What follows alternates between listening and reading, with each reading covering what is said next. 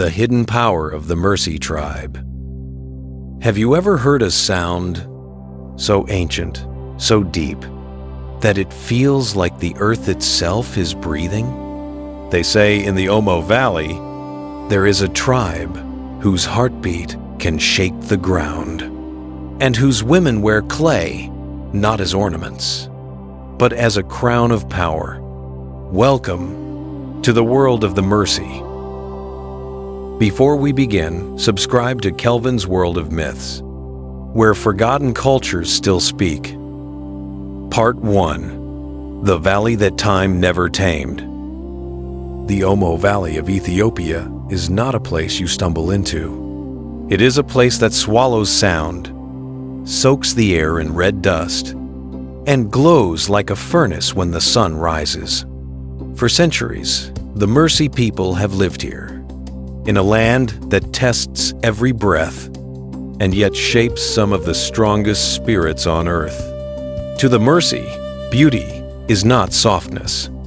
Beauty is endurance. Beauty is survival. And tonight, one girl would learn what that truly means. Part 2. The Girl with the Unfinished Voice. Her name was Lena. 16 seasons of rain old, and until this day, still considered a child. Tonight, she would begin the ritual that Mursi women have carried for generations, the wearing of the clay lip plate. But this is not a story about pain. It is a story about meaning. Lena's mother prepared the clay earlier that morning, mixing earth with water and shaping it beneath the shade of an acacia tree. "This is not for men," she whispered. "This is for you, for your voice, for who you will become." Lena had always feared the ritual. But as the sun fell and elders gathered by the fire, she felt something else, a calling older than her own name. Part 3. The Night of the Fire Rings. Far from the fires of the women, another ritual was beginning. Young warriors, bare-chested, dust-painted in white spirals, gathered in a circle. They held donga, long wooden fighting staffs, their surface polished smooth by countless battles. The ground vibrated under their feet. The air shook with their chants. For the Mursi, the donga is not a fight of violence, but a test of courage, a way to earn respect, a path into manhood. Among them stood Taro, Lena's older brother. His chest rose steadily, but his jaw betrayed the truth. He was afraid. He looked toward the flickering glow of the women's fire and knew that his sister's ritual had begun too. 2 journeys, 2 siblings, 2 paths into adulthood, both chosen by the ancestors. Part 4. Clay, Blood, and the Spirit of Strength.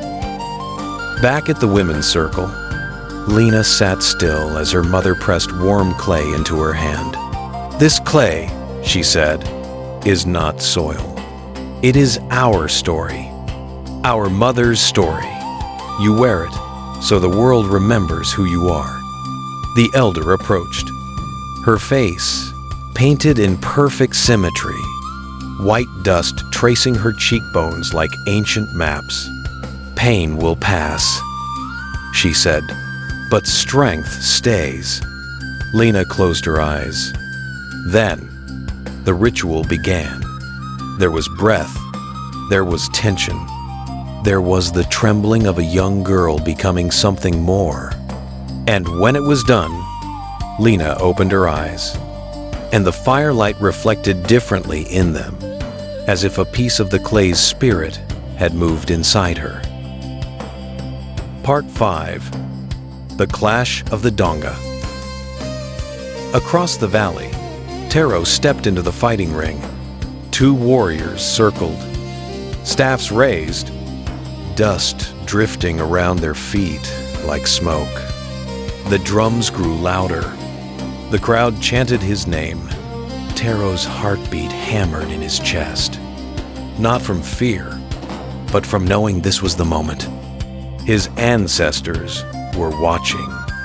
The clash came fast. Wood struck wood. Arms strained.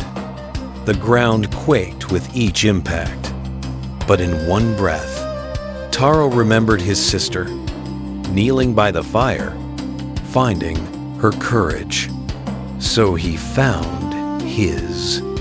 With a final strike, his opponent's staff fell, and the valley erupted with shouts of triumph. Taro had earned his place among the warriors. Part 6. When the Fire Sleeps. Near midnight, when the valley cooled and the fires turned to embers, Lena and Taro met outside the family hut. He winced as he sat beside her. She smiled, touching her lip plate with gentle fingers. "You fought well," she said. "You were braver than me," he answered. They sat in silence, listening to the deep hum of insects, the rustle of cattle, the slow breathing of a people who carried centuries in their bones. "Will the world remember us?" Lena asked. Taro looked at the stars. "That depends," he said. "Do we remember ourselves?" The echo that still survives. The Mursi are often misunderstood, reduced to images, to shock, to curiosity. But in truth, every clay plate, every staff, every ritual is a declaration. We are still here, and as long as clay can be shaped and drums can be heard across the valley, the spirit of the Mursi will never disappear. If you want more stories from the world's last living tribes, don't forget to subscribe to Kelvin's World of Myths.